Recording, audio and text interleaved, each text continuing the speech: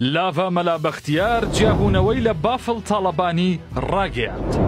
لاڤا مەلا بەختیار بە فەرمی جیابوونەوەی لە بافڵ تاڵەبانی سەرۆکی یەکێتی ڕاگەیاند و ئاشکرای کرد چووەتە نێو پرۆسەیەکی نوێی هاوسەرگیری لەگەڵ ئارام گەڵاڵی.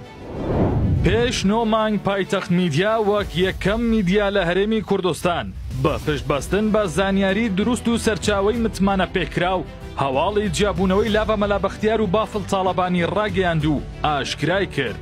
لاڤا مەلا بەختیار هاوسەرگیری لەگەڵ پورزایەکی خۆی بە ناوی ئارام گەڵاڵی کردووە کە مامۆستا و پرۆفیسۆری یاریدەدەرە لە زانکۆی هارڤاردی ئەمریکا و لە بواری شێرپەنجە و جیناتدا وەک داهێنەر و بیرمان دیاری کراوە.